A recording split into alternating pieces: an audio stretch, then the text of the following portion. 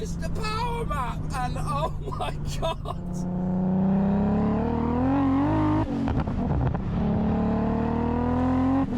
Welcome to the SRD Tuning YouTube channel.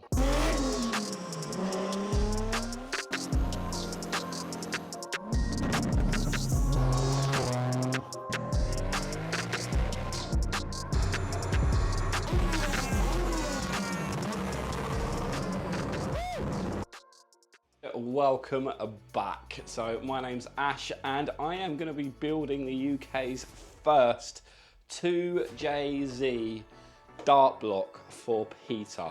So Peter, you've waited a long time for me to get this all together for you. Let's get this built together and I will run you through some of the key, really important things that you need to do to make sure that the engine, one, goes together really well, two, gives you a good lifespan out of this engine, and just how good this dart block really is. So let's get to it. So first of all, let's talk about the block. What makes this block so much better than a stock 2J block? Now I've got two blocks here. I've actually got three blocks here. So I've got three blocks here. I've got a dart block, another dart block for another customer, and a stock OEM block. The first thing we talk about is all of these mains. So all of the mains in the tunnel in this block have a 4-bolt main. That is going to allow us to push the engine harder without any distortion of the tunnel in the block. So that is a really key thing. The 2Js suffer from the tunnel warp and you can't really help it. After say 1500 horsepower, the stock blocks are going to twist and move and you're going to get fretting on the main caps on the block.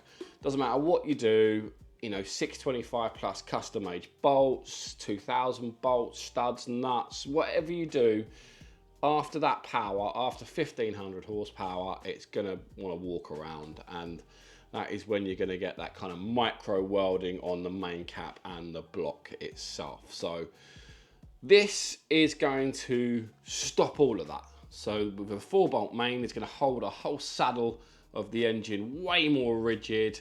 The crank isn't going to want to warp around and walk in the block, and it's going to give us much longer life with the block. The other things we need to talk about is the deck thickness. The deck thickness on this block is 750 thousandths. It's 3/4 of an inch thick at the top compared to a stock block, which is like 290 thousandths. So there's a big difference there. The other thing on the dart block is our webbing around the outside of the block, stiffening the whole block up. The weight of the block, this is really bloody heavy, these dart blocks. They are, I can't remember what the weight is, but they're heavier than a stock block just because they've managed to make it more dense, the way they've designed it. And, thank you, Dart, for putting all of the effort in for making us a really solid, good 2J base to start with. And yeah, I can't thank you enough. And I know the 2J community can't thank Dart enough for producing this block. We've done some pre-assembly with this engine as well, and there is a good reason why. This is running a 94mm 4340 lightweight crankshaft that makes it 3.4. Now the rods hit the block. I had to machine the bottom of the cylinders. It's in the Dart instructions too. If you build an engine, you must dry build it because things like that happen. And I will let everybody in for a secret here.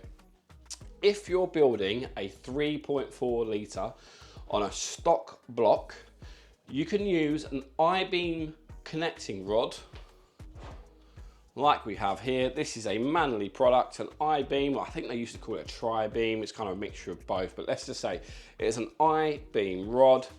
If you use this rod with a 94mm crank in a stock block, you do not have to clearance the bottom of the cylinder. How good's that? So if you use a H-beam, however, you've got to clearance the block. Now, correct me if I'm wrong. Now I know I'm not wrong. An I-beam rod is stronger than a H-beam rod. It's just true. It's just the way they're manufactured.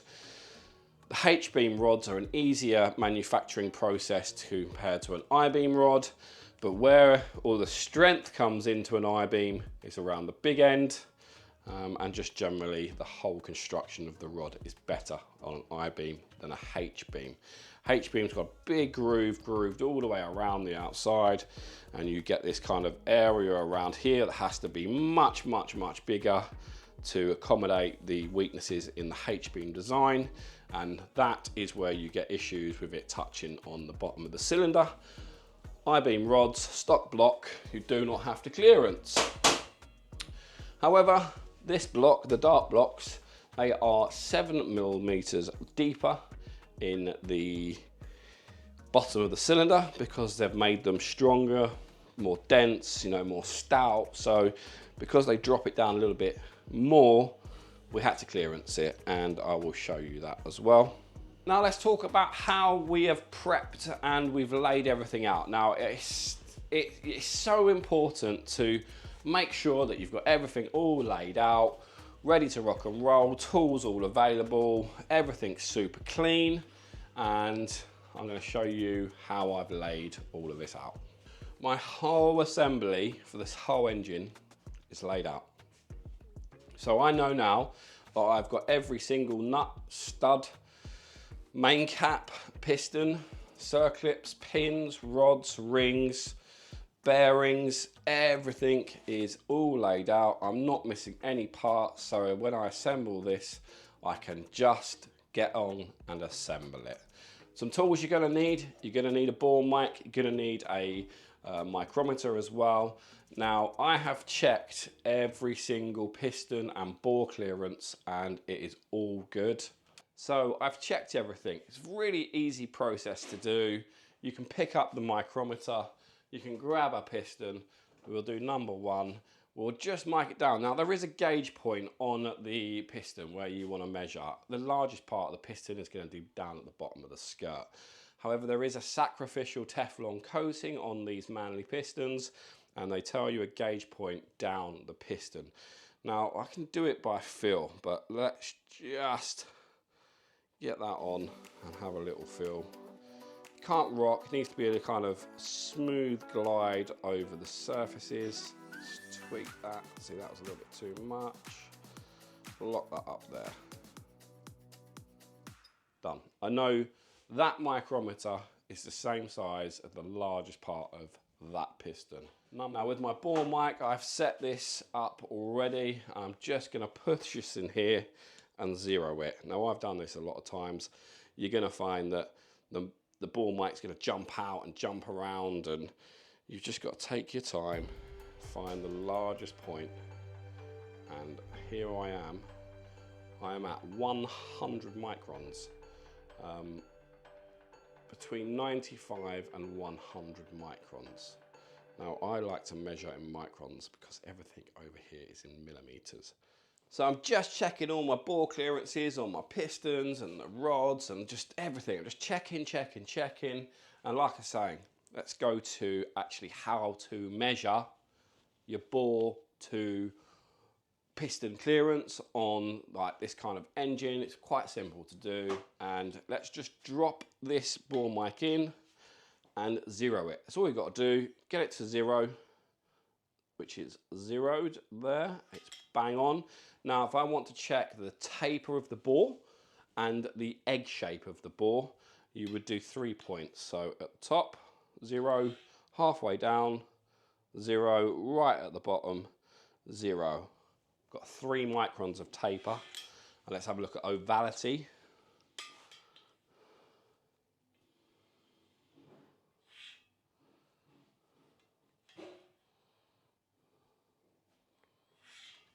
Five microns of ovality. So we have got a bore that has been bored and honed, but we've got a slight little change between like 3 and 4 microns. But we're going to, is that good enough? That is a good question. Is that good enough? Yes, it's good enough. 3 to 5 microns of ovality on a fresh bore is good enough. And the reason why it's good enough is because once the engine's ran, the bores are going to turn right, are going to go round, because the rings are going to wear to the same shape of the bore, and it's all going to settle and bed in.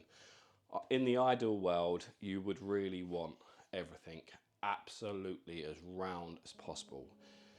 Is it difficult to get it as round as possible? Yes, of course it is. This is, you know, 5 microns of ovality. Yeah, I mean, it's kind of pretty standard. This was bored and honed on a Rottler, so it's a good machine. Our bore finishes are perfect. We have a profilometer, a Mitutoyo profilometer, that we check our RA and our PK levels on the bore surface finish, and we've got our peaks and valleys and our roughness average. This engine is going to be running on some E85 as well, so we do need a little bit more coarse finish on the bores. But yeah, so I'm getting off track now. Let's go. Bore's set. Bore is set to 0. Done. 0. That is bang on 0 in the bore. So now we have our gauge point down here on our piston.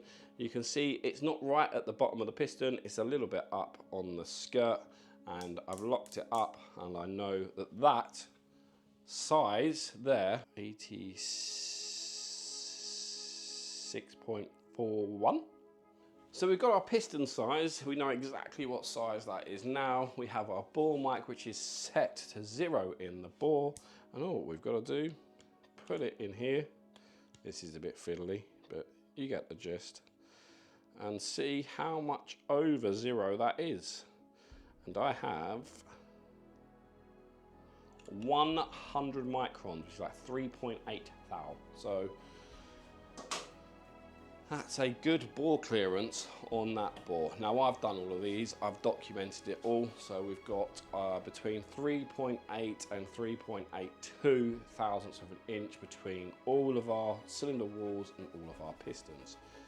Thumbs up. That is number 1, prepping and making sure the piston's going to go in the hole, it's not going to rattle, and we've got good clearance to, you know, have that oil holding on to the bore and stabilize the piston in the cylinder as well. So cool, happy. Tools you're going to need, put them aside. Number 1, pistons are going to go in the hole perfect. I've done the tunnel measurement. You've missed it because I've dry built this already. I didn't get it on video, but I've dry built it. I've already checked all the tunnel clearancing with all the caps torqued down, exactly how Dart has told me to do it. And we have a bearing to crank clearance of 2.4 thousandths on the mains, and we have 2.1 thousandths on the big end. So perfect there. We aim for the rule of thumb, which is 1 thou per inch of journal on the crankshaft will be safe and happy. If you go tighter than that, then you may run into a risk of scuffing a bearing, because you're going to be breaking that oil film on the crank journal and the bearing. If you go bigger than that, again, not necessarily an issue, but you may have a lower oil pressure than intended when you're building an engine. You know, this is wet sump. You know, dry sump, you've got a lot more oil flow, but wet sump, you want to keep the realms of decent oil clearance, not too tight, not too big. 1 inch per inch of journal, you'll be fine. It will be absolutely happy, and it will run, and it will have a long life. So there's my main clearances, my big end clearances, my rod clearances, my bore clearances. It's all done. I've done it all already. So that is why dry building is so important. I think I'm just going to bring you along for the ride of assembling the bloody thing. So now everything is all laid out. What have I got to do? I've got to basically put it together. Oh, I had got to do ring gaps. So that is, I haven't done that yet. And let's do ring gaps together, because everybody loves watching ring gapping, don't they? However, I'll show you the sneaky, cheap way of doing it, which is my way. I've built hundreds and hundreds of engines. this is the most efficient way. So tools that you will need to do ring gaps is going to be a set of feeler gauges, a whiteboard marker, and a sexy tool like this. This is just a ring that is the same distance down as the ring pack would be in the middle on the piston that fits into the bore. I mean, it's that simple. Now I'm going to be doing 6 rings at once. I will start at number 6 and I will just drop them in one by one. Oh dear. Oh dear.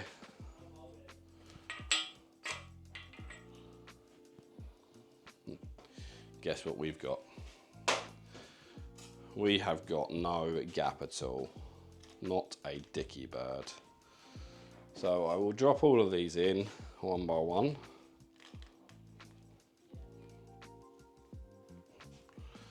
Top ring, second ring, and our oil control rings, and I will teach everybody why it's important to set the ring gaps, what to set the ring gaps to, maybe. Again, another rough rule of thumb maths, which is fairly easy. And we will drop these in and see if we've got a gap at all. But how I'm looking, that does not look good. That does not look good at all. So my smallest feeler gauge is 1/1000, which is great. Let's see if I can get even 1 thou through here. Nope. Nope. Nope. No. So we're screwed already. We're screwed. So they all need gapping. Now I like to hit this once because I'm accurate at doing it, but we're gonna have to do it twice. I'm gonna have to take off some material, not the final amount, and then redo it again. So what I was gonna say is, once you've got your gap already, you know, out of the box, and you put them in and you know what it is, I say it's got a 6 thou gap and you're aiming for 20 thou at the end of the ring gap, you need to take off 14 thou. It's that easy. And as I normally slide the rings out, I will put them down, and then right in the center of the ring, what's it now? What do I want it to go to? How much has got to come out? And that is how I do it. I'll try the second ring. Again, drop them in.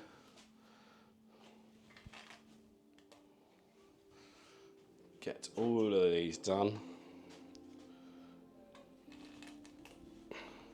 We have got a gap on this second ring, which is good. The other thing as well, you don't want to rotate the ring in the bore. You want the ring to stay parallel with the cylinder wall.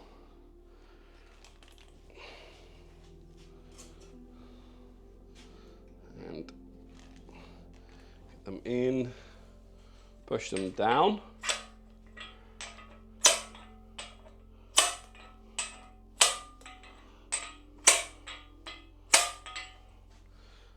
Ta-da! That's our rings down and seated. And now let's check what we have. I'm going to say they look like they're about 17 already. Bigger, 18. 18 thou on that one. 18 thou on that one. 18 thou on that one. 18 thou on that one. 18. 18. You can see here on my feeler gauges, they're not sliding through. I'm just pushing it up against the wall. Feeler gauge stays down, but I can move it up and down. So that's like a tighter 18. So now I've got 18 thou. Take them back out.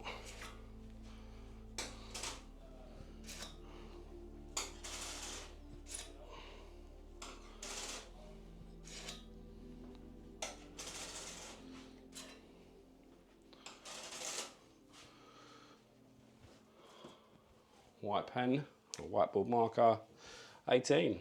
That is what we have. 18, 18, 18, 18, 18, and 18. Now, what should they be set to? I was always told 3.5 thou per inch of bore will put you in a good position to make an engine run. This engine is going to be pushed to 1500 horsepower. I'm going to go more than that. However, I've built a lot of engines, and especially the 2J, and I know what gives us the best result for blow-by, ring seal, and temperature kind of range of power. This is going to be running pump fuel, and it's going to generate quite a lot of heat. So yeah, it's going to do a big power on a pump fuel, and it's going to do big power on ethanol.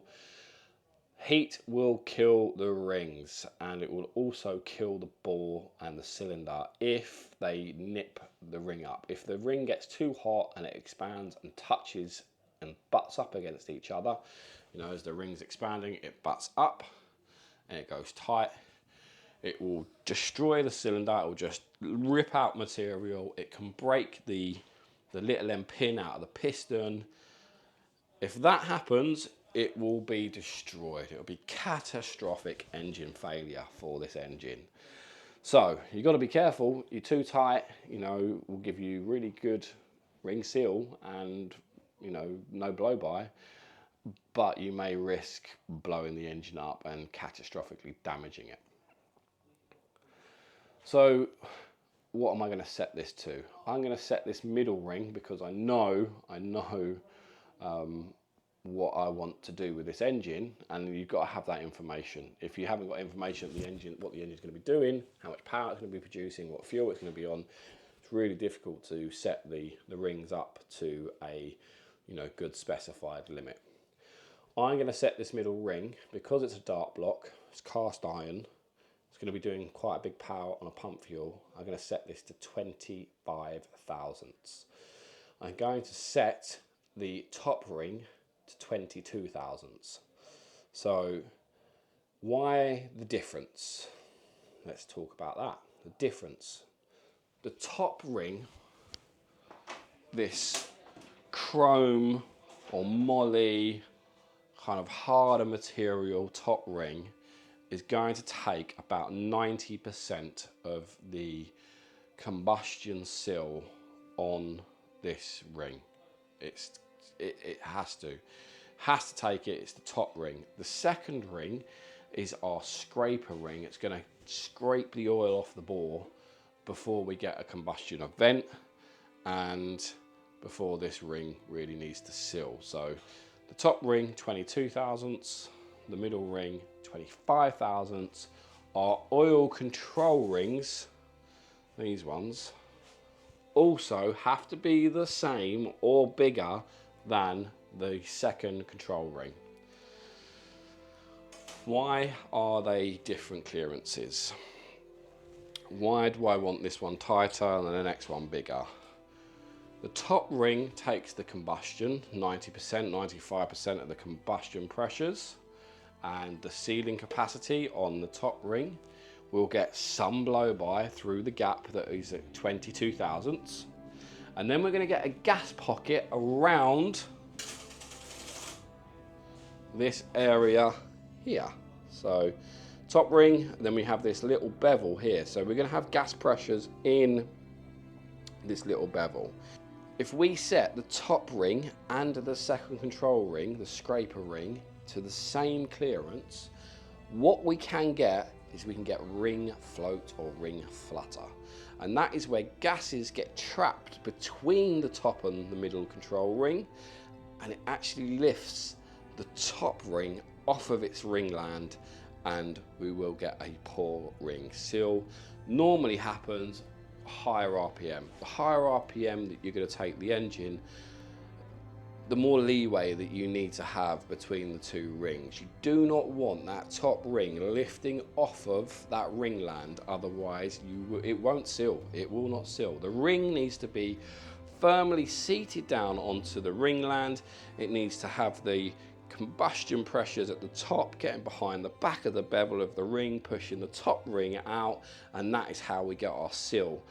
If we've got that gas trapped between the two, you're not going to get that seal. It's going to drop power at the top and it's just going to fall off a cliff because there's going to be no sealing capabilities, and our crankcase pressure is going to go up and our sealing capacity of the piston is going to go down. So there you go. That is why I've set top ring 22, middle ring 25, oil control ring the same or bigger than the second control ring. I really like these pistons. These are a Manly piston. It's not a turbo tough, it's not got gas ports, it's just a really good piston, nicely made, kept in tolerance. They just work. I don't have any failures with them. They're just a good piston. The other thing we're going to be using with this engine, because we are running with a 1500 horsepower turbo, is we're going to be using a 250 thou tool steel pin for strength. This shouldn't break. This is 1500 horsepower capable. It should not deform, flex, float, do anything. It shouldn't gouge up anything. It should be a nice solid pin.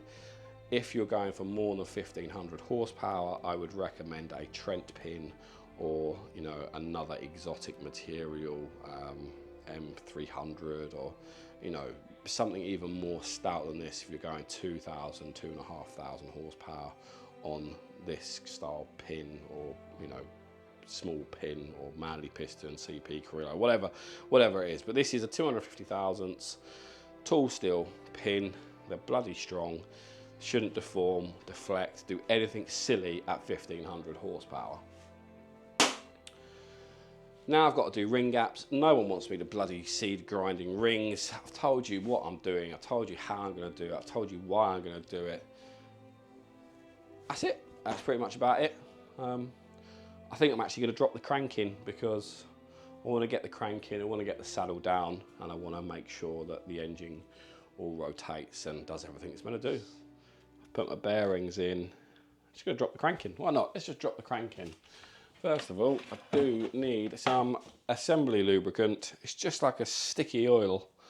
It's just going to keep things lubricated whilst I assemble, but I don't want oil everywhere. I just want a little bit, just a little bit on every bearing, just so when I drop the crank in, it's not making any contact. Oh, I forgot to talk about what bearings I'm using. I'm using a Cleveite HX bearing, standard size. They're a very, very good bearing. I prefer them over ACL. I've had issues with ACLs in the past.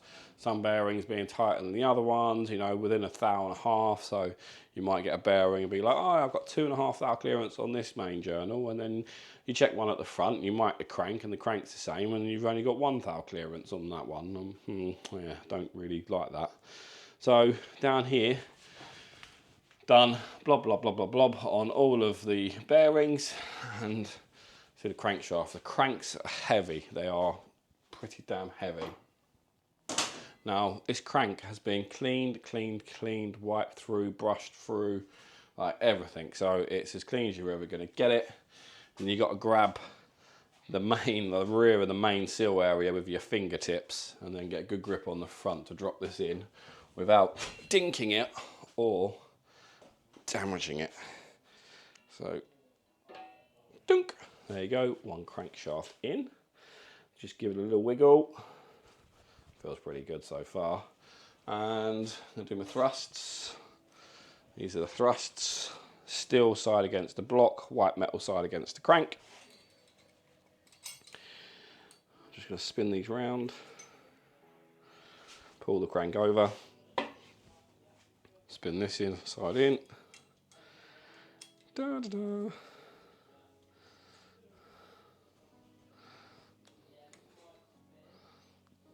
Nice and simple. Crank's dropped in.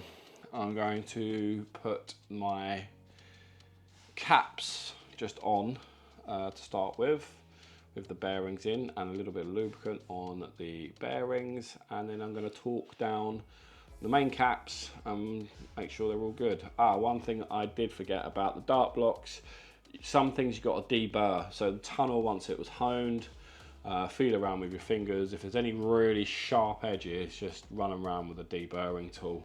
I've deburred the block, any sharp edges, so I'm not going to slice my hands open. I've deburred all the caps, and yeah, they're all now lovely, clean and deburred.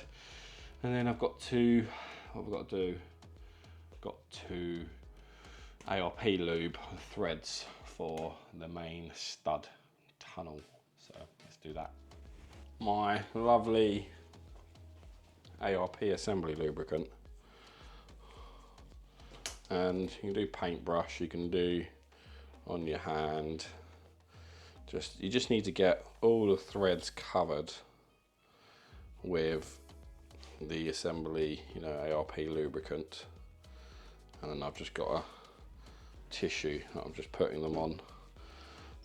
And I've got them on my hand as well, so I can just, do that. That's pretty cool. And then just make sure all the threads are coated and covered.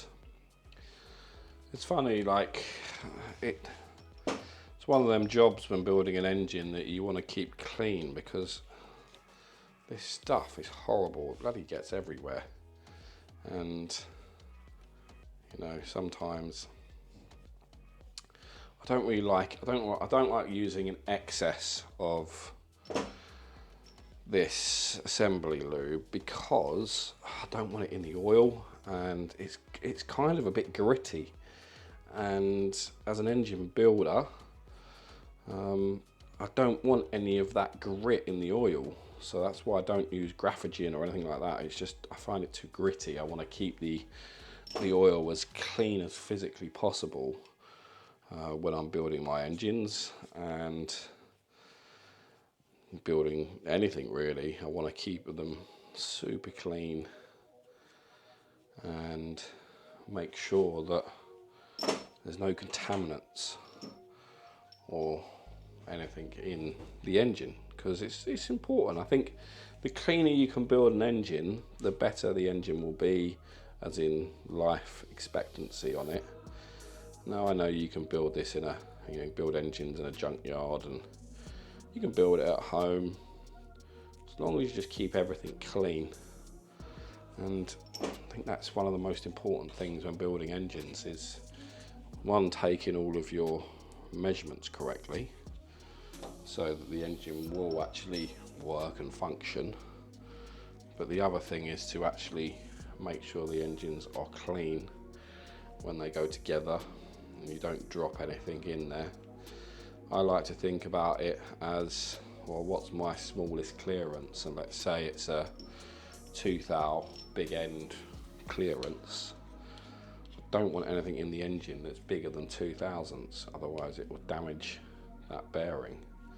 So I guess that's why I've always been quite, anal about, please don't disturb me in my engine building room when I'm building an engine. 1, for concentration. 2, I don't want the dust from outside the workshop coming into the room. So at the moment all of my doors are shut. I'm isolated in here. It's 21 degrees. So just, want to consistently make sure that all the engines that are built here with me at SRD Tuning are built the same kind of strict rules. I've had really good success building engines. I always have done. I've had in my earlier days, I've had some engines that went wrong, and that's how you learn. You can't be perfect all the time. But I'm building these for you guys, customers. I want everybody to see the work that goes into actually assembling an engine and making an engine produce the power reliably with minimal amount of problems. I've always had like the enjoyment of building engines. I find it very satisfying once you've, you know, especially in an engine that has not failed, but, you know, come to its end of life, and you want to refresh it and make it new and, you know, have another 150, 200,000 miles out of it. Just find it very rewarding. Also, kind of, I like the adrenaline rush that it gives me once you've, you know, spent all of the time building the engine, assembling the engine, and then setting it up and running it in and then tuning it. And you have to think sometimes, oh, itchy nose, I can't quite get it. You know, the adrenaline rush that it gives you when you're, you know, when I'm in my room, in my engine building room, and I can hear the engine on the dyno from an engine that I've built, you know, the buzz is real, because you've built it, you've assembled it.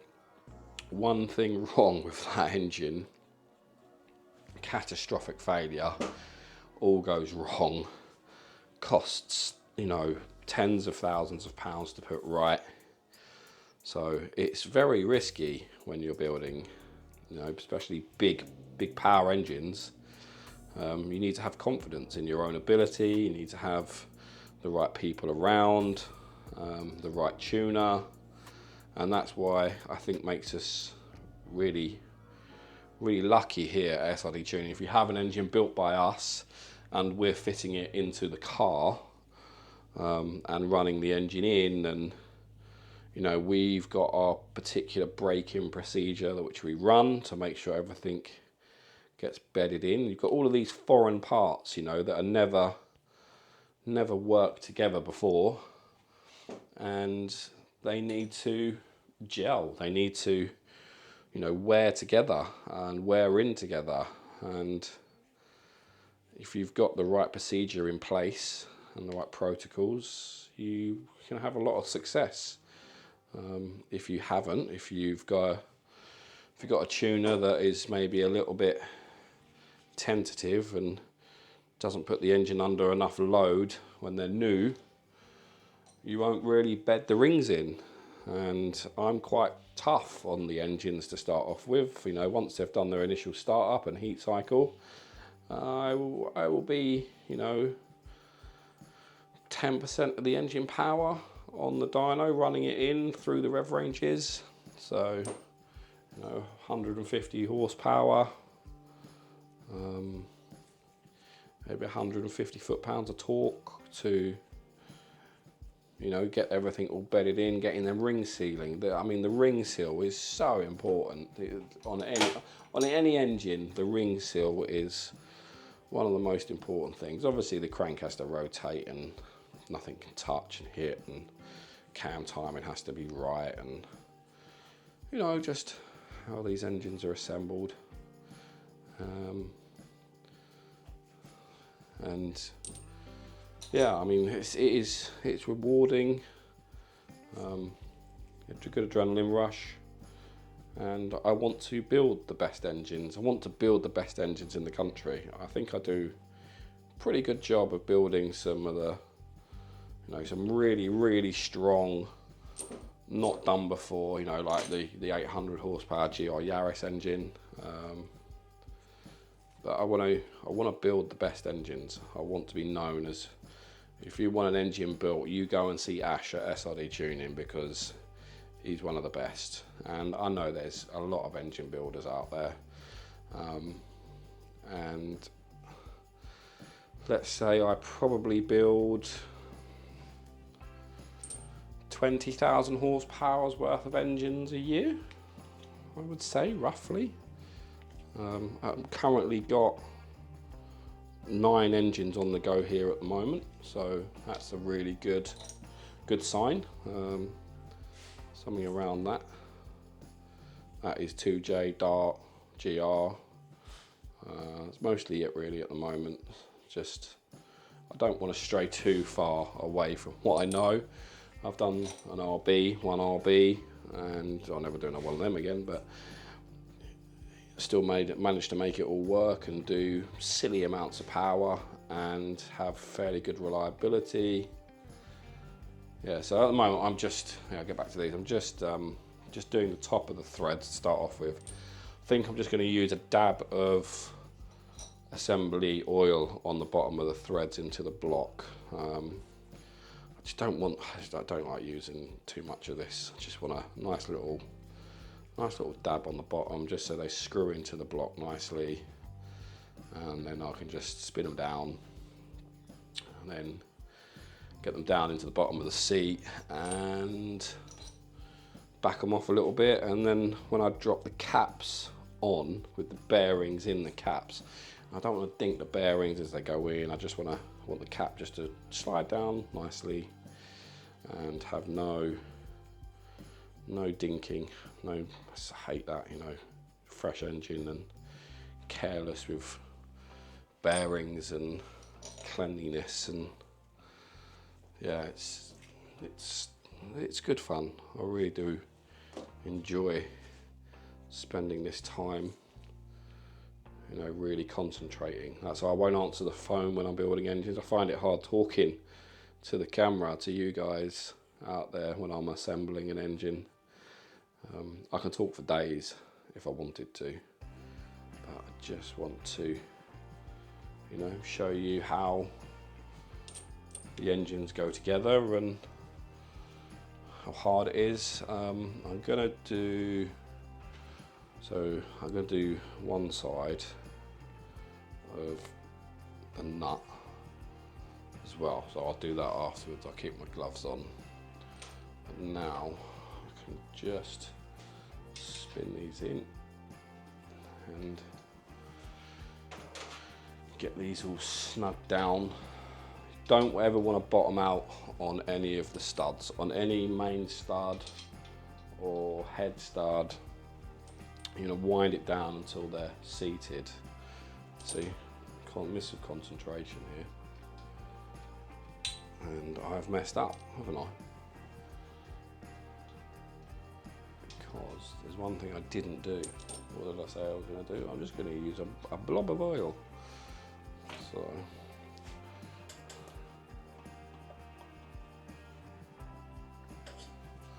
don't worry, I will clean that up. So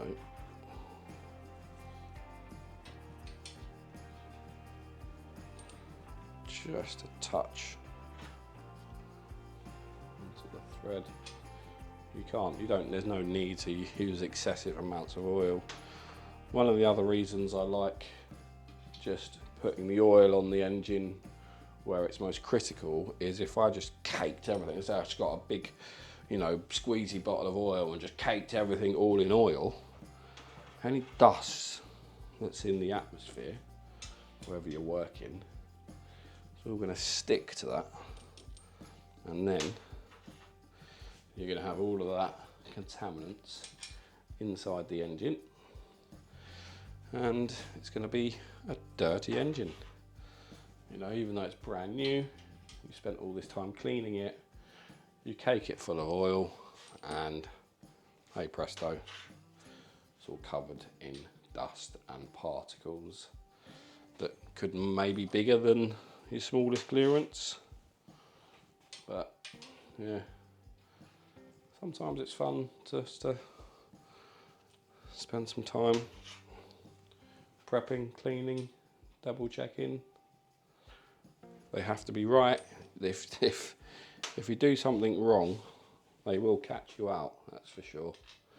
That's why you have to kind of have your wits about you when you're doing assembly. Now, these are stainless steel tops on my benches, so I know that this is all clean. It was all wiped down beforehand. So that's all of my smaller main studs done now.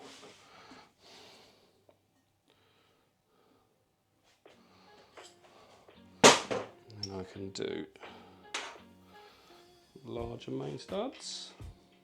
It's so good having these dart blocks with these 4-bolt mains. I mean, just you know, all the weaknesses of the engines, you know, the 2J, has been taken care of. I mean, that is so cool.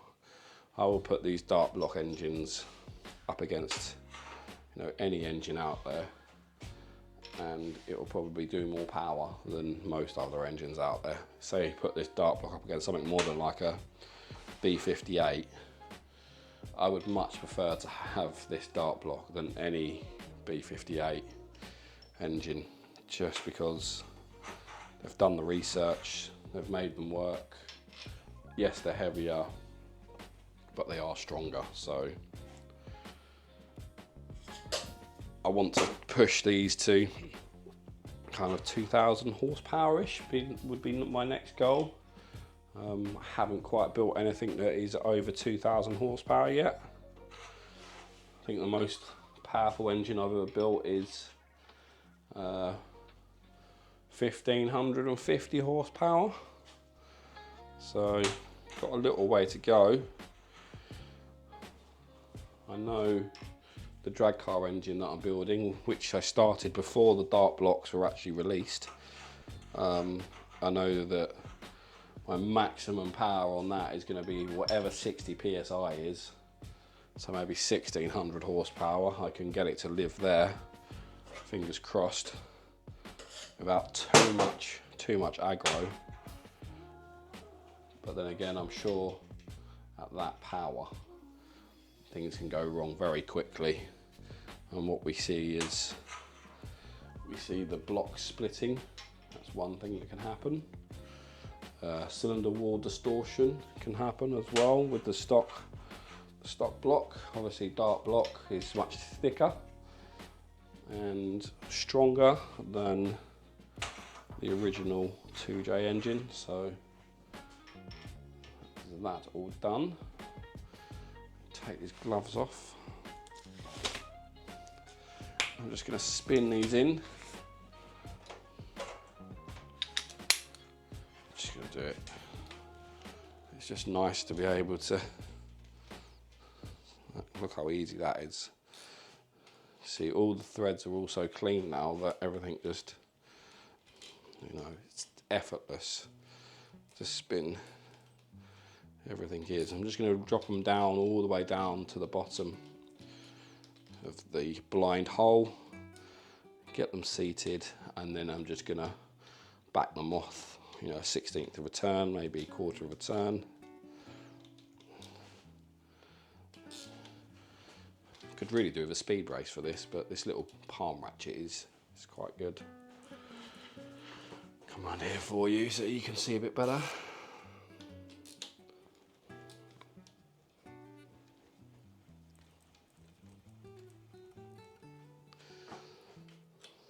So let me know if you want any advice on engine assembly. I can certainly point you in the right direction. This is like 455, I think, so run around like there, 455 engines that I've built. And every single one of them, I take my time. It's the only way to, you know, make sure that they are built correctly. I could build them a lot faster if I didn't run through all the checks, but like anything, you know, this isn't a game of how fast can you build an engine. This is a game of how well you can build an engine, how long it's going to last. So lots of things to think about. The crank in this engine is actually lovely. You know, this 4340 lightweight crankshaft is lovely. It's a lovely piece of kit. Now I'm just backing off. In every instruction manual or piece of document I've ever seen says, do not torque, stud into block. It's right, you need that extra bit of give so that when you're torquing, you haven't got that bottom thread gouged up into the bottom of the block and the stud going off true straight. You know, when you're under that torsional strength and stretch, you want all the threads engaged and it pull up dead straight. If you've got the bottom thread wound into the block, it's going to push the stud off of the off of the threads. So you need to make sure that they're not all the way down. See, I love these Dart blocks. These are cool. These are really cool. And they landed to us, they're £4,900 landed here. That's what you can buy one for. By the time you've got the stock block, you've bought it, you've honed it, you've put billet main caps in it, you've bought studs for it, you've decked it, you've prepped it, you've put new core plugs in it, and you've done all the work to a stock block, you're close to nearly £4,000 anyway. You know, £3,800, £4,000. So it shows you that the Dart blocks are actually a good viable option, because you get the billet main caps, you get the 4-bolt mains, you get all the studs, you get all the nuts, you get everything, you know, absolutely everything that's needed for the block. Screw-in freeze plugs and all the other goodies that come with it, the extra security that the blocks are stronger, the head deck surfaces is stronger, there's no drill-ins across the Siamese cylinders, so that's brilliant. Extra sealing capacity, because if you think about it, the wall thickness on a 2J between each cylinder isn't huge. Like, it's not very thick at all, really. So it shows you that they can take some serious power and serious cylinder pressures before, you know, anything really catastrophic goes wrong. But you've seen them videos that when a 2J does let go, especially in the block, they peel open like a banana. And that is because, you know, they just can't take the cylinder pressure anymore, and they go bang in a big way, and the block just twists and cracks and opens up and peels like a banana. So as you see, my studs are all in now. That is looking good. Now I'm just going to put literally a little dab on every single one of these. Our bearings are all clean as well, so I've done all of the prep work beforehand, and that's key. Fail to prepare, prepare to fail. I've been taught that by my dad from a very young age, and it's true. If you can imagine me being like, oh, I need to open this box and that box and do this and do that, and you can see very quickly that it will be quite messy in here. And now, because I've got everything laid out, I can just go click to click, snap everything together. Now I know Jay at Real Street will oil the back of his bearings. I have never oiled the back of my bearing. The bearing should be dry. Sorry, Jay. He says it's float, but I think he's thinking about the crush on the bearing to make sure everything kind of shifts around and moves. I don't know, it's a hard one. Maybe, maybe not. I just don't want the oil everywhere. I want it nice and clean, and I want, you know, my joint faces of everything having no, I don't know, it's a hard one. Anyway, so caps go tang to tang, so wherever you've got your tang for one bearing should be the tang for the other bearing, but they're normally offset. Right, so that's my rear cap, because that one hasn't got any studs at the back. And my number one cap,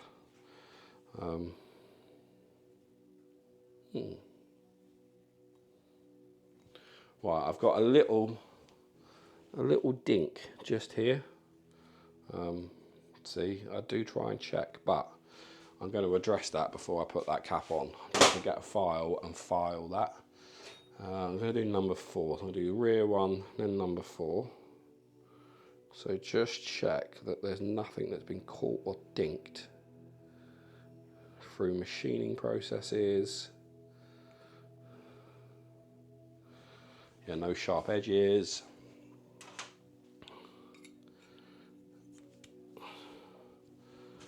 Now, because I've dry built this, I know that everything all goes together perfectly already. At the moment I've got the webs facing up and I need to put them kind of 90 degrees just for easier access. Just drop this down. There you go, just make sure everything is all going together nicely. Inspect joint faces, dinks, you don't want any high spots on anything, has to be, you know, good. You get that high spot on something on behind the bearing, no good. So this is number 5, like that. Tang grooves, just inspect everything. And there should be no high spots on anything. It should all be nice, no sharp edges, nothing like that. So just get all of these main saddles down, checked. It's all looking fantastic at the moment. I'm super happy with how this is turning out. God, you guys must be bored of me now. Peter won't be. Peter, I hope you watched the whole of this video because it's your engine.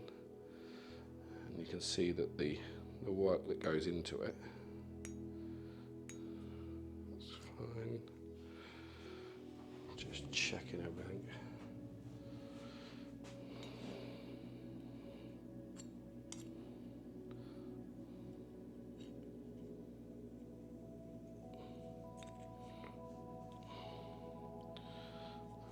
Go. Number 6. Right, I'll be back in a second. I need a file. I've got a file here, but I don't want to file anything in this room, so I'm going to go out. So as I said, I popped outside the room, filed a tiny little mark off of where the bearing would sit, because I don't want any high spots. And hey presto, that is all of my caps on. Right, so now that all of my caps are all on the engine, I'm just going to spend a bit of time lubricating all the nuts and the caps.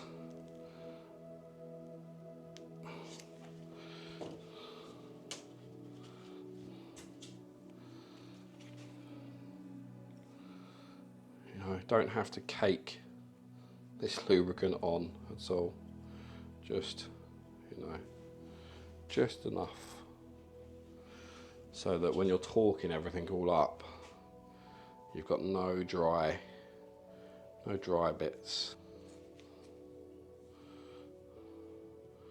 I just use the palm of my hand with some of the Moly lube.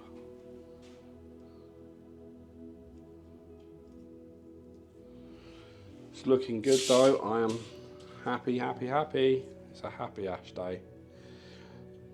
You can hear the cars outside running.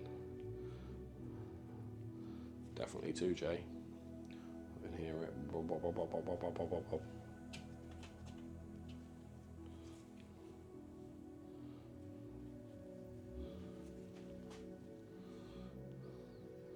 If you want to check out any of the merch, some of the t-shirts and stuff, feel free to go on the website and have a look. Also, if you're after any aftermarket parts, again, website is a really good place to go and look. Alternatively, you can email me, ash at srdtuning.com, or you can email Lee at srdtuning.com. Lee will do his utmost to get back to you in a timely manner, and also who will do everything that he can do to give you the best deal that's available in the UK on parts that is needed.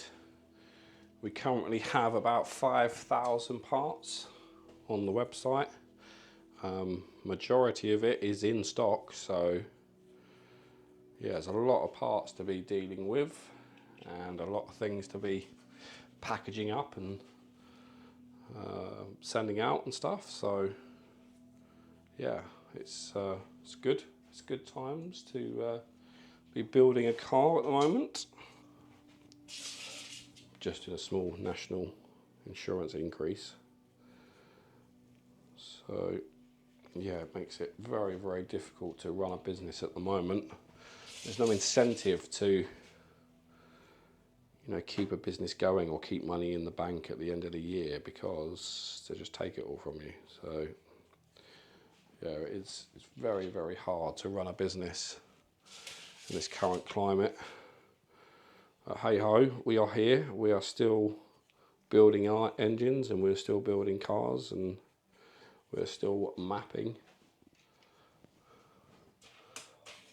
That's another thing I want to talk to you guys about is mapping. And tell me some horror stories. Put down in some comments if you've got any horror stories, or the other way around.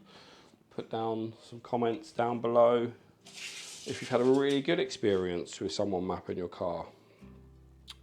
We like to think that we are one of the best in the UK for mapping cars.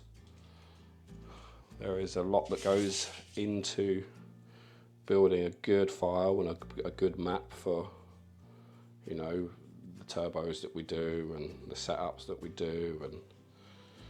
And, we've got do you know what? At the moment, we have got the strongest team that we have ever had. I took on 2 youngsters nearly 3 years ago, and we had veterans in here that had been in the motor trade for 10 or 15 years, and I'd have to argue with them about how to do things. And just because I wanted it done my way might not always be the right way, but it's always a logical way of doing things. When you've got guys that have been in the motor trade, some of them have been main dealers, some of them have been, quick fit tyre fitters, and we've taken them on for a trial period and see how they've performed. Some of them didn't quite cut the mustard. Some of them made mistakes that are basic and shouldn't be made. And I thought to myself, hold on a minute, let's take on two youngsters that are fresh out of college, and then let's mould them to what we want as a company, how we want the procedures to be carried out, and how we want the work to be carried out to our standard, to my standard, and not only my standard, to Lee's standard as well. That's one of the most important things. It's got to pass my standard, and it's got to pass Lee's standard as well. And Lee has a very, very high standard, and it's great to have Lee with a very high standard, because it's important to keep them standards the same. And after 2 years, Sam, Bailey, you've been doing a really amazing job recently. For the last 4 months, it's all just clicked, and I'm very pleased to say now that our team is super, super strong. If you want something made, machined, designed, 3D scanned, we've got it all here. So, I can now go to Sam, can you just design me this? And he'll go and design it, come back, might 3D print it for me for a test piece. And then I can make some changes and talk to him about how some changes happen, and then I can then do the tool pass for the CNC machine, and I can machine it up and make my own parts. Now, I can design on CAD CAM as well, but when you're building lots of engines, you're building lots of cars, sometimes I just don't have time to sit down and design. I can get Sam to do that for me. And he has gone from strength to strength of CAD CAM design work. So thank you, Sam, for keeping up the good work. We've got Bailey, who is doing, again, a really great job at servicing work. He is now coming to his own and proving that he is a very capable technician, which is great. And then you've got the map daddy, Mike, he is amazing on the laptop for mapping cars. Really is quite a sensational mapper. I've said this before, I've been in this game for 25 years, building cars and mapping cars and dynoing cars and in the automotive industry, and I've seen a lot of people map, and I can wholeheartedly tell you that if you want a really good map on your car, Link, Heltec, Cyvex, what other ones? A few of the good brands out there. Come to us, because you will not be disappointed at the end. The maps are extremely good. No holes in them. All of our maps are accessible. We will not lock your ECU. Your ECU is your ECU, and they're open. They are open for you to look at. I've told this to many people out there. It's not our intellectual property. You're paying for a service. That service is Map My Car. You own the ECU. It should never be locked away behind a paywall from, the mapper. The mapper didn't buy the ECU. It's different. If the mapper bought the ECU and was putting it in your car free of charge and was going to drive around it, so what? He should map. He should lock it. It's his ECU. But if it's your ECU and you're paying to map a car, service to map the car, that's all yours. And if you wish to edit or change the map or do anything like that and it causes a catastrophic engine failure because you've pressed the wrong buttons, we can see, this is a little behind the scenes, we can see when the map's been changed, the date and time that it was last changed. So what we do is we will save the file, the last file on the dyno, date, time, marked, all the rest of it, put it down with our dyno run number, and if you ever change the map for whatever reason, and let's say it does cause an engine failure because you've pressed plus too many times on the ignition table, and you come back to us saying it's blown up and blah blah blah, we can see all of that, and we can see that the file isn't the same file anymore.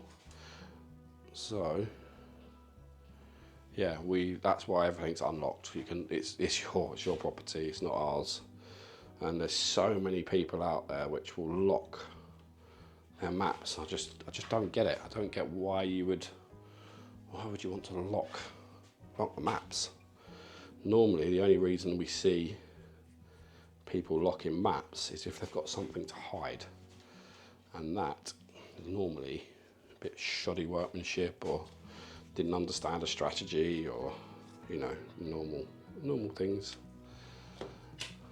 But we are nearly at the end of putting all of these together. How long is this bit? 41 minutes. Holy crap, are you guys really going to watch this for hours?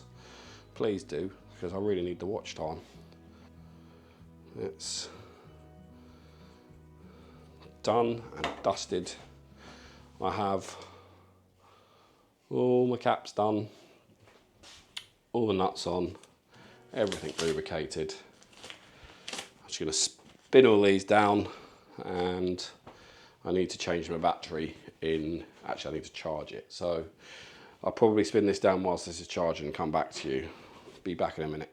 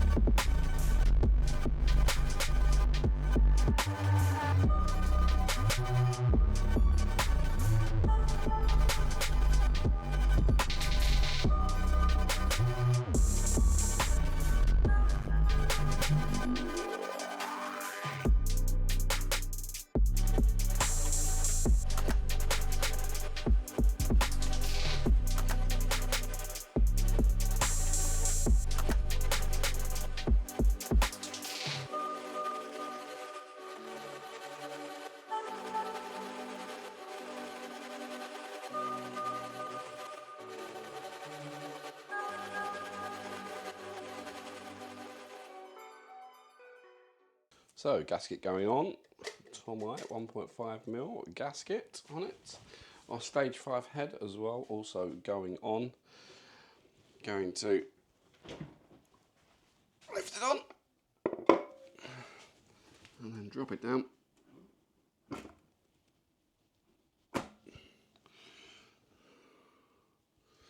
Done and dusted. So this is our stage 5 head package. It has got port and polished, chambers done, D-bird, shimless bucket, Calford cams, Calford springs, and everything you need to do like 1500 horsepower.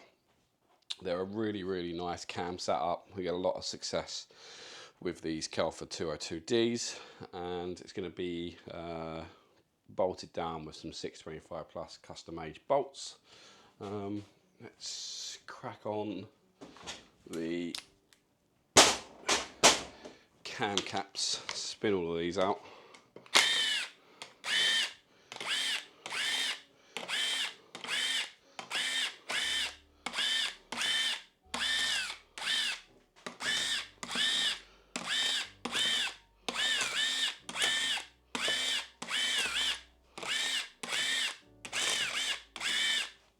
So they're all now spun out. It just means that I can lift the caps off and place them down, take the cams out, and then torque the cylinder head. So this has already been shimmed and the valves have been tipped for our clearances for our solid buckets.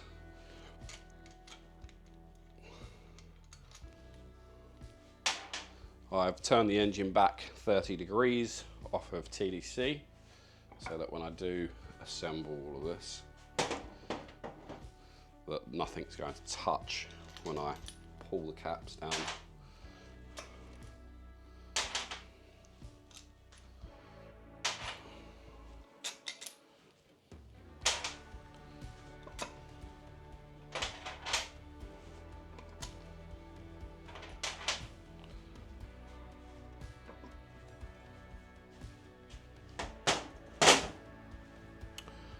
I do love building the 2Js. I think they're a fantastic engine. Anybody else that disagrees, you're wrong. They're a really, really strong kind of engine to start off with. Just going to wipe everything down, make sure there's no bits. I mean, this head has been cleaned and washed and cleaned, but I can still see some particles just sitting on the oil, just from, you know, the heads are wrapped up and clean, but there's no harm in giving it another clean. It can never be too clean with an engine. Just keep everything all clean, and then I'm going to use my assembly lube when I put it all back together again.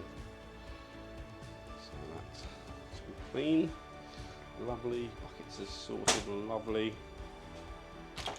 Going to drop my washers in the cylinder head now. Use a little pick just to guide them down and in.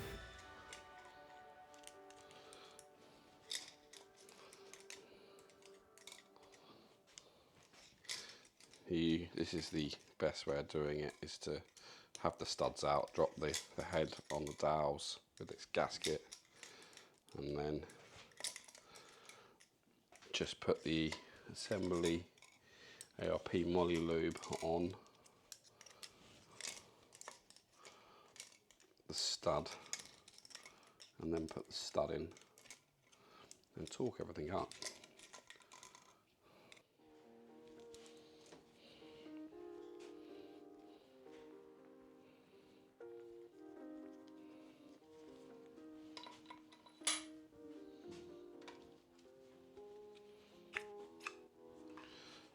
So again, just putting my moly coat on the studs.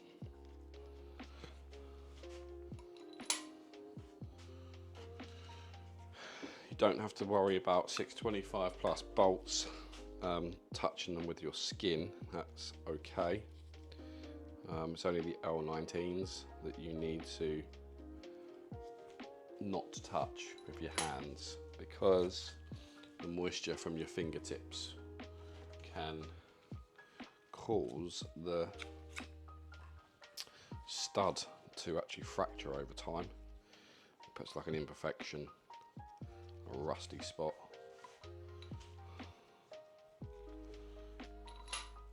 On the stud, and then yeah, they can cause a failure over time. It's crazy.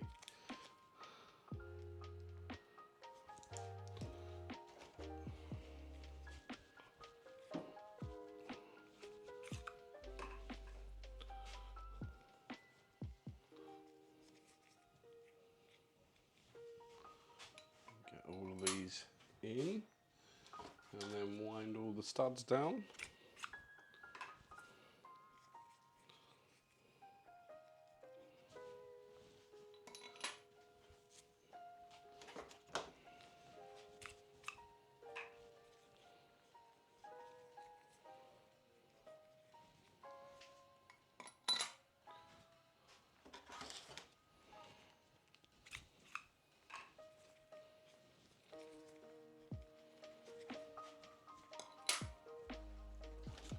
So looking forward to seeing what power this engine does,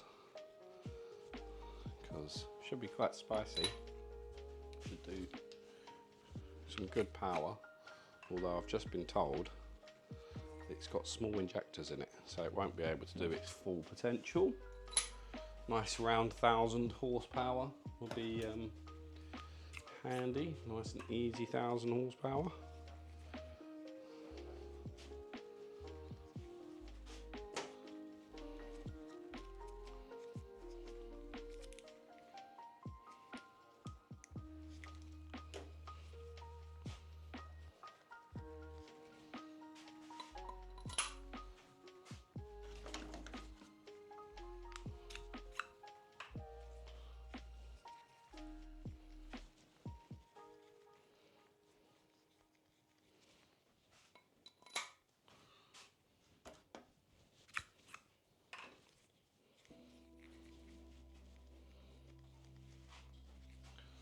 One more to do.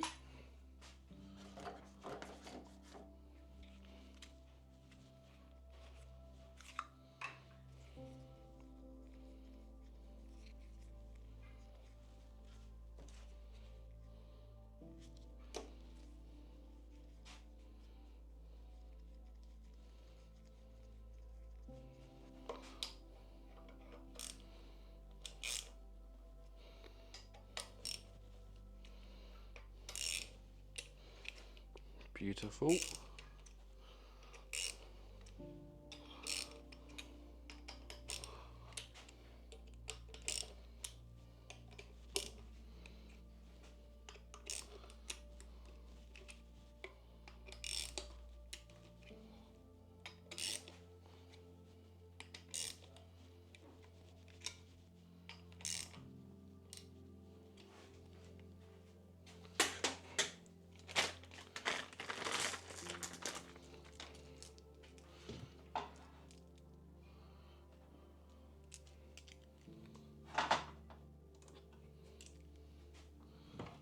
And spin these down, and I can tilt the head up in a minute.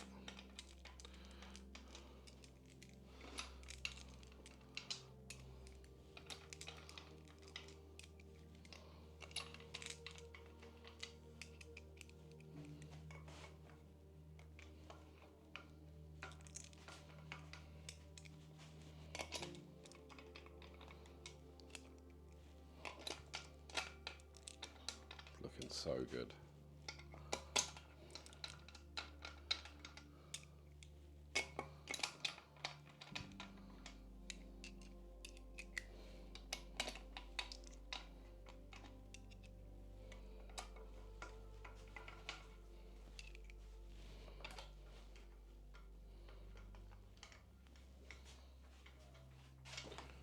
Just going to spin these down as well.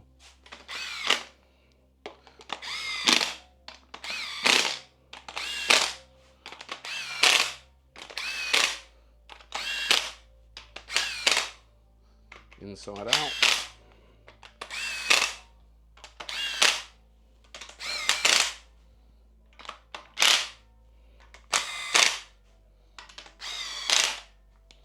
I can see as the nut's wound down, the moly coat's come out the bottom of the nut on the threads and gone straight onto the washer, which is like a nice little bead around the outside.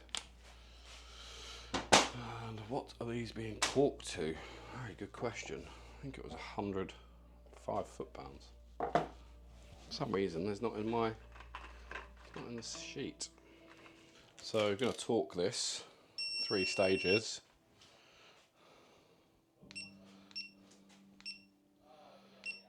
30 to start off with, and 65, and then 100.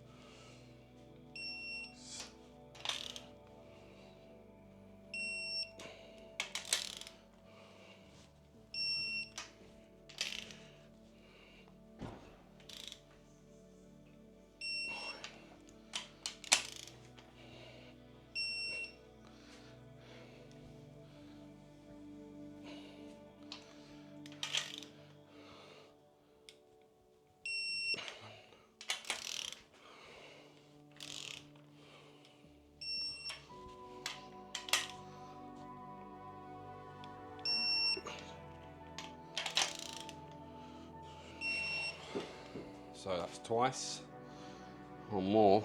I count every time. There's 14 head studs. It's going to be tight.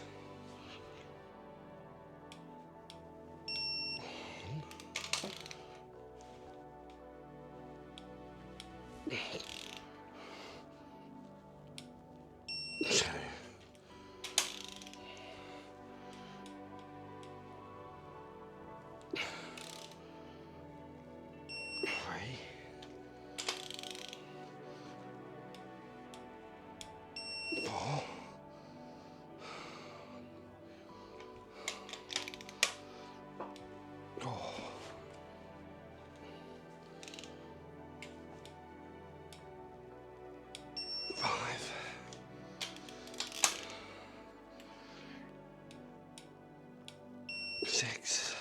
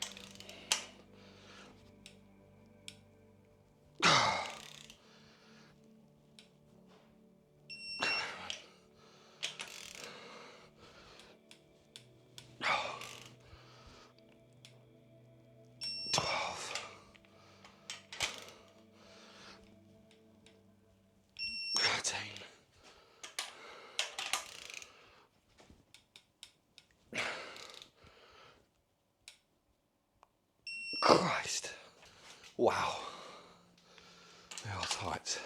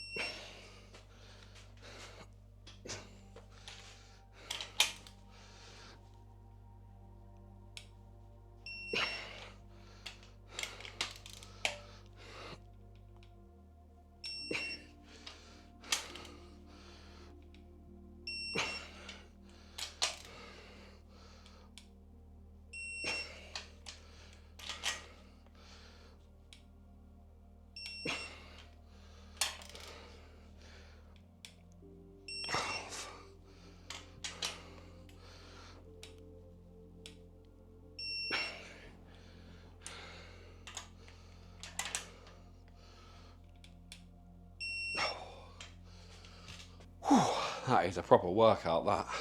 Done and dusted. Christ. Need to have a break after that. Right, needs more assembly lube in my oil pot. Protecting all of the joint faces and surfaces and everything for a fresh engine. Now I'm just doing buckets to start off with, and the journals.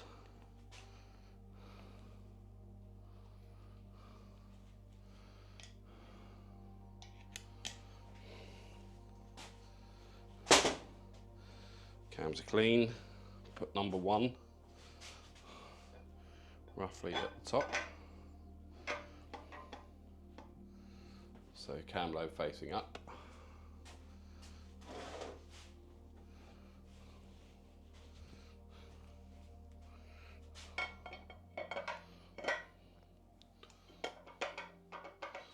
It naturally wants to sit there. Again, more journals.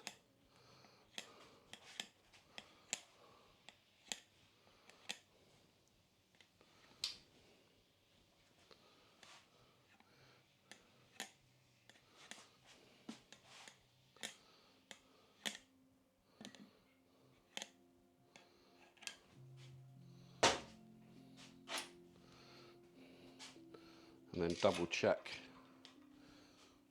all of the caps are numbered. Exhaust side E1 to 7. Yeah. It's got oil on the threads already, so we're good there. That one says E4. There's an arrow as well. It always points to the front of the engine. 5. 6.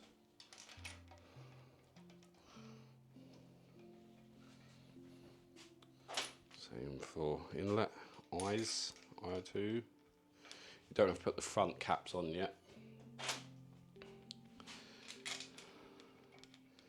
because we'll pull the cams down first.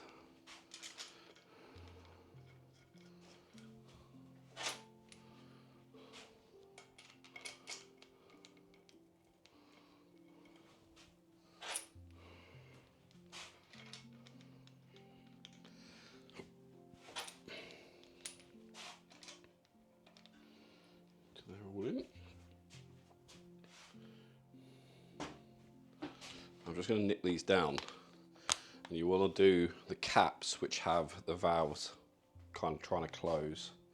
So that's one.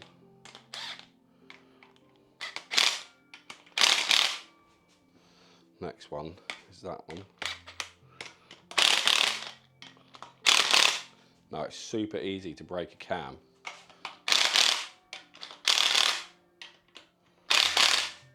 So you have to watch what you're doing, because they're facing up, up, up, up.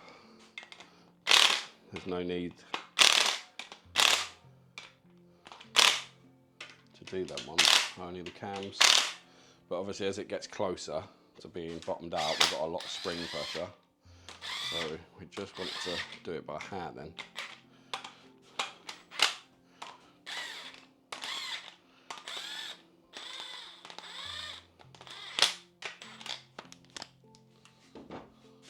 So if you had your pistons up and you got valve, you know, that could touch, you'll feel it a lot easier. Now, you know, it will kind of go hard and you would stop. I only use the gun just to literally get the threads seated and then just go back to the two which are holding the valves down. Get them seated, that's them seated, and the rest of them you can nip up. And then I'll do the same on the exhaust side, and then I'll torque all the caps up, and that'll be the cylinder head on. Then the next is just basically bolting all the ancillaries on. We have our sole block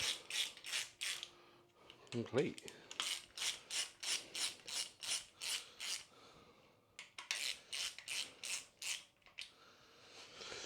So we know we've got our pegs on the front facing kind of 2 o'clock, and this one's probably facing 11 o'clock.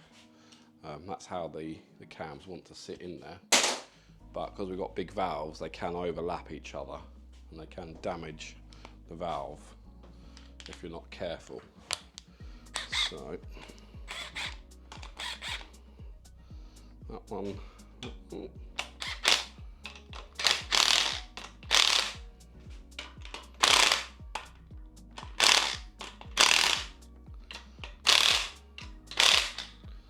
See, that is very tight already. So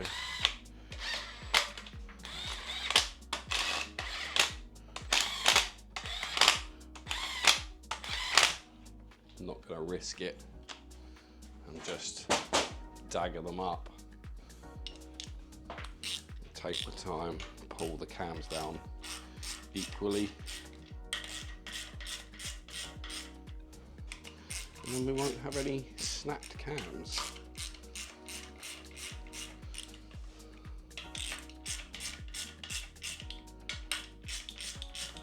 Looking good so far.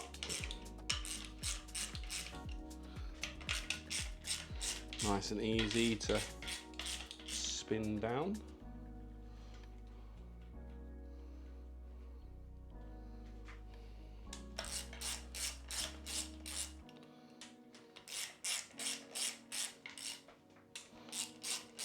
I'm not actually doing these up yet. I'm just getting them all level.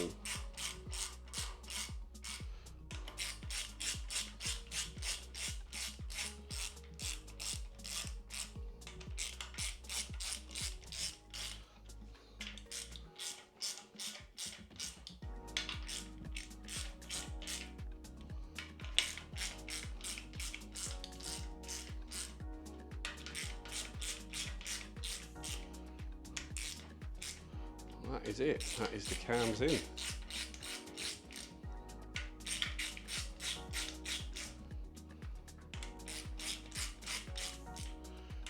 Go get a torque wrench and torque them up.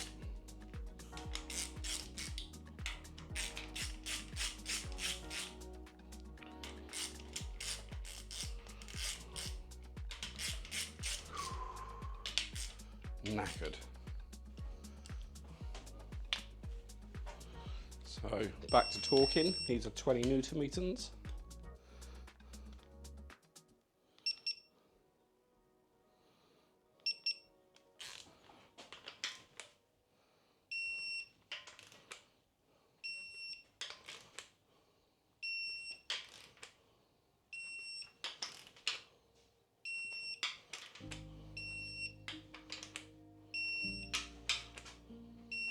They're pulling up about the same each one, so I won't have to repass them.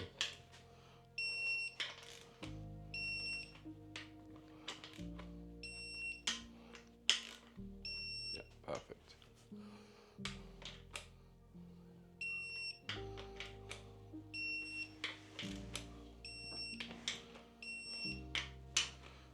Yes, Sam? You know the, like, protect the brake lines? Yeah. You get those bits that like swirl around? Yeah. Do we have any?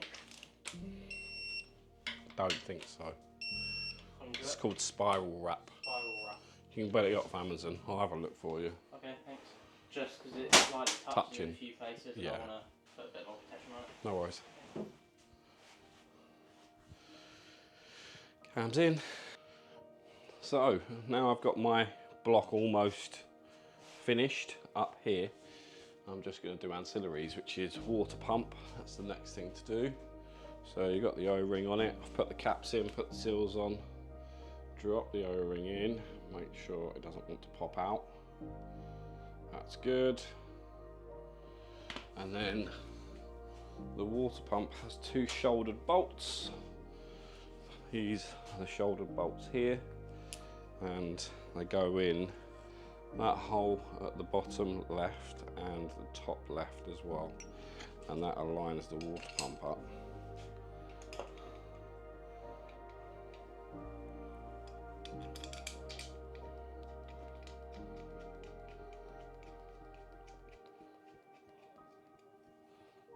On that one,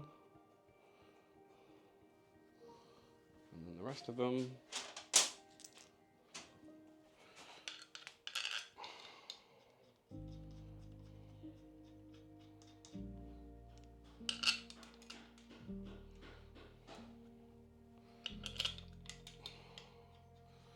Looking great, looking really good, this engine.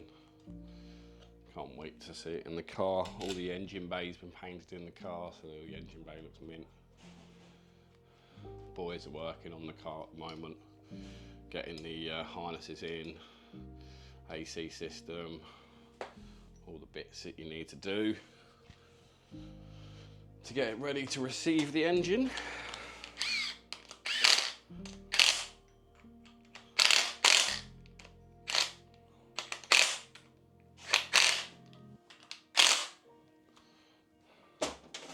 These are 21 Newton meters.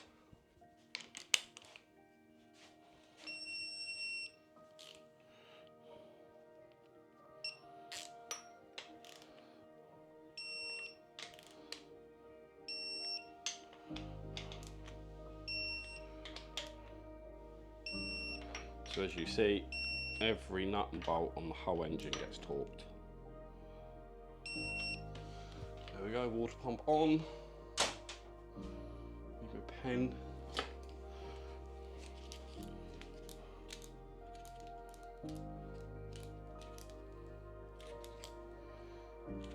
And there we have it, our block built. Tool block done. Now I'm going to put the timing system on it and backing plate, and then I'm going to put the degree wheel in it and dial in the exhaust cam. Get all that done.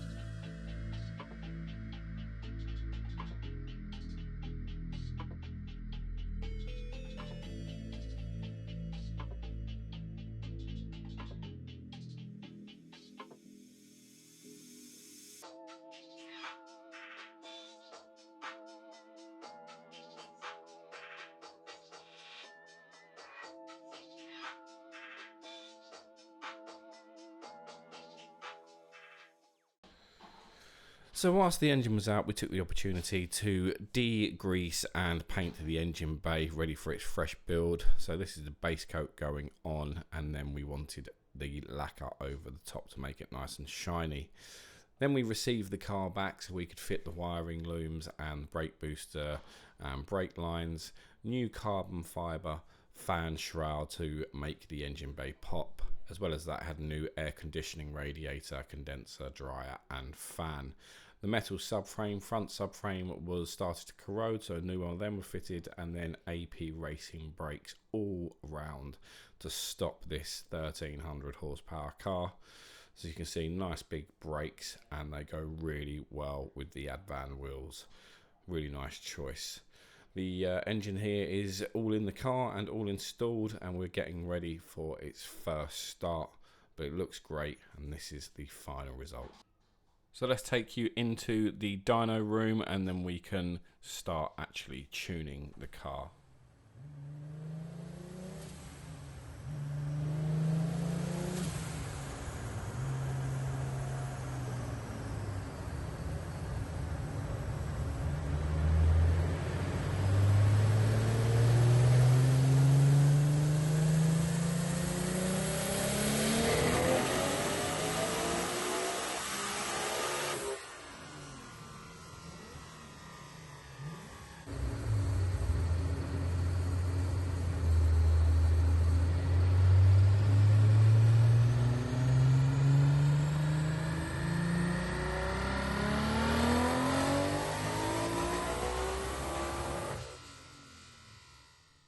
So taking a look at the dyno graphs, you have the green line at the bottom. That is the power that the car come to us. It was already tuned and already on single turbo, and it done a decent amount of power. The next power graph is the blue line. That one is on pump fuel, so that made 913 wheel horsepower on pump fuel, and then the red line is on ethanol, and it makes 1115 wheel horsepower on ethanol. And that is pretty much done with the Dart block and the 3.4. It ran out of injectors, only got 6 injectors, 6 1400cc injectors in this car, and it's out of fuel. So let's go out on the road and do some testing and making sure it's perfect, ready for Peter to collect. So welcome, and this is Peter's 3.4 litre 1115 wheel horsepower Dart Toyota Supra that we have just finished here at SRD, and I can say it is an absolute monster, an animal. I'm bloody terrified. It is ridiculously fast. I don't think I'm going to be turning the power all the way up today because I'm scared of it. I'm not lying, I am actually scared of this car. However, the car to drive is very refined. That is my general feedback with the car. It's got the right suspension, the right brakes, and now it's got the engine and turbo to go with it. So it's got AP racing brakes all round, big AP racing brakes. I've adjusted all the pedal up, and the pedal feels nice and firm, nice and solid, so I've got confidence on the brakes. It's on a Dart 3.4 litre, the first one in the UK to be built and running, and you know, just getting my general feedback about the engine. The engine has performed flawlessly, absolutely perfect, and I can now say they are an incredible bit of engineering from Dart. So thank you, Dart, for bringing the 2J, building the blocks or machining the blocks and casting the blocks, because they're amazing. We were revving it out. This is a 3.4 litre, and we're revving it to 9,000 RPM, so basically off of my rev counter, because we're not worried about any of the tunnel moving or the block shifting, changing shape. It's perfect. It is a really good block. So we're going to get onto the dual carriageway, and it's on a G45 Garrett 1500 with Kelford 202D cams and a stage 5 big valve ported head. Obviously with that 3.4 litre capacity, we've got loads of torque. Now Peter before had a 1050 turbo with a 3-litre engine, and we were pushing that to kind of 650 wheel horsepower on pump fuel on its kind of highest kind of pump fuel boost map.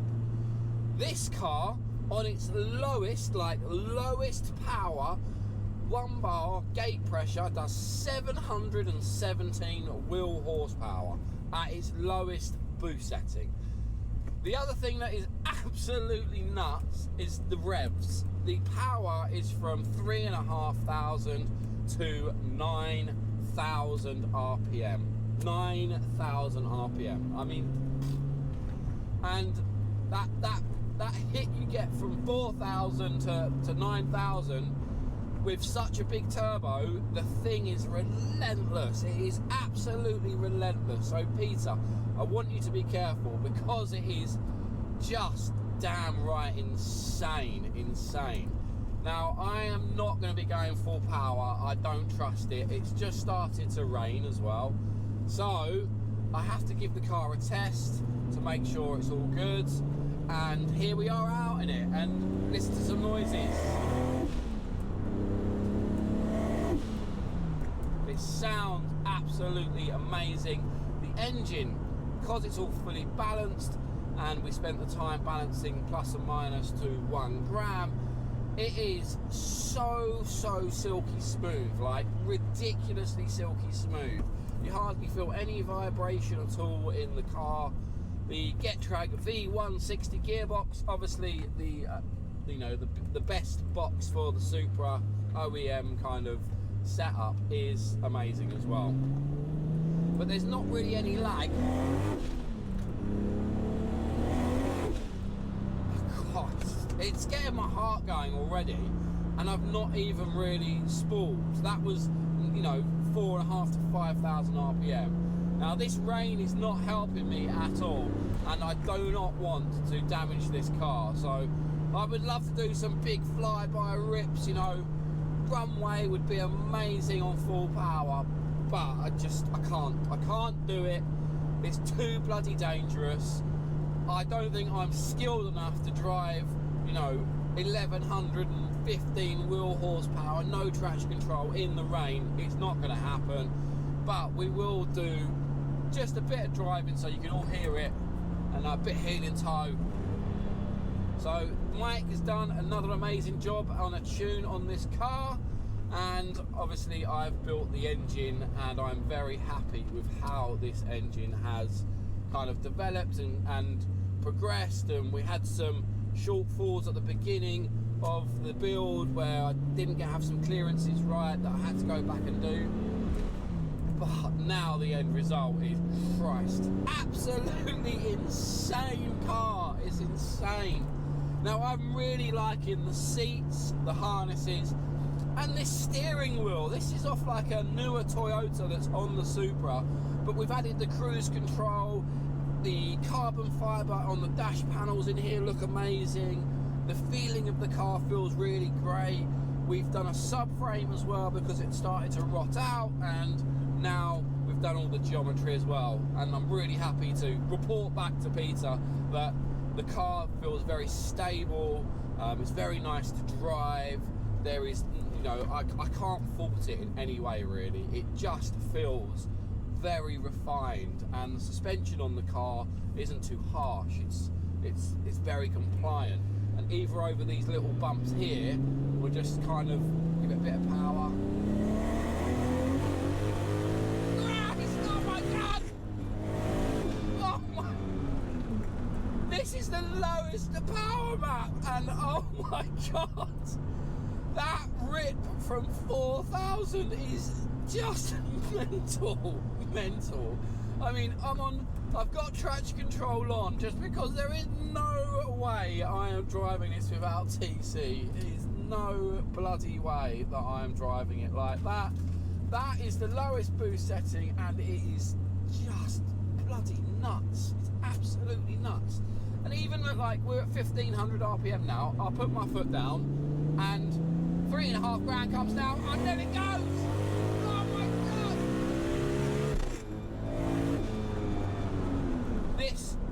is no.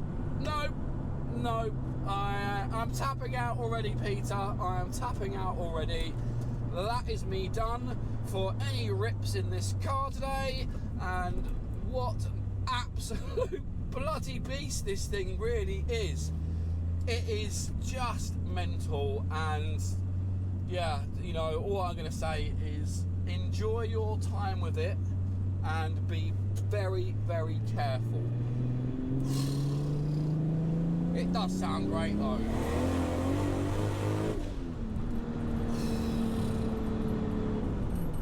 ...717 wheel horsepower on its lowest power map is enough.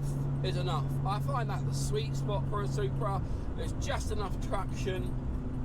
Nothing really kind of gets out of shape too much. And yeah, what an animal this thing really is. It's absolutely insane.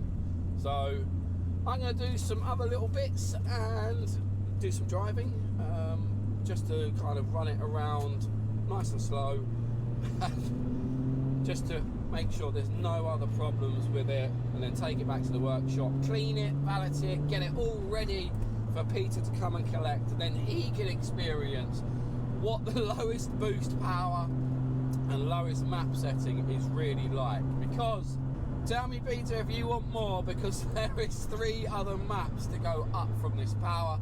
It goes from like 717 wheel to like nearly 800 wheel, and then it's 940 wheel horsepower on pump fuel, and that isn't even really pushing it. We could go further, but we thought, right, let's kind of cap it at 930 wheel horsepower on pump, and then if you want more, the 1120 wheel horsepower, then you put some ethanol in it and you can go full send at a runway and really enjoy the car.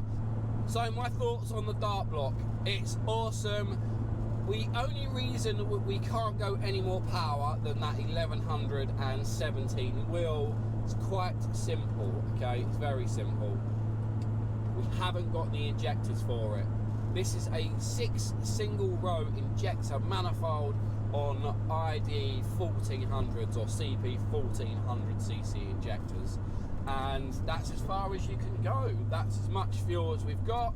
We've got way more turbo left, like absolutely way more turbo, but and the cylinder head and the block now is so strong, it would take easily 16, 17, 1800 horsepower if we had enough fuel and enough turbo. That's how confident I am with these Dart blocks. They are really strong. There's not going to get any problems with the engine and the tunnel and what they normally suffer with. So I'm so pleased that this engine has turned out this good, and I'm not joking, it is so smooth. But the power, even off boost, because it's that 3.4, like I said, I'm sitting at like 1500 RPM. I literally touch the throttle, it picks up straight away, and then as soon as you're at like 3 to 3.5, the turbo comes on song, and you're there. So you're not really waiting for it. Now that is loaded up at 50 miles an hour in 5th gear, and it's straight away, it's there. There is enough torque to drive the car NA. So guys, from me and from all of us here at SRD Tuning, this is Peter's 3.4, absolutely insane 3.4 Dart block. Enough power to keep you entertained even on its lowest power map. So from all of us here, make sure you go and check out the website www.srdtuning.com, Facebook, SRD Tuning, Instagram. Keep updated with what we're doing with the cars and what's up and coming. But I'm super stoked. I'm very happy.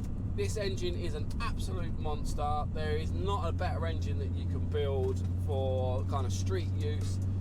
Plenty of power, plenty of torque, lots of fun. Am I being followed by police? We'll find out in a minute, won't we? Guys, from me, that is it, and I'll see you on the next one. Peace out.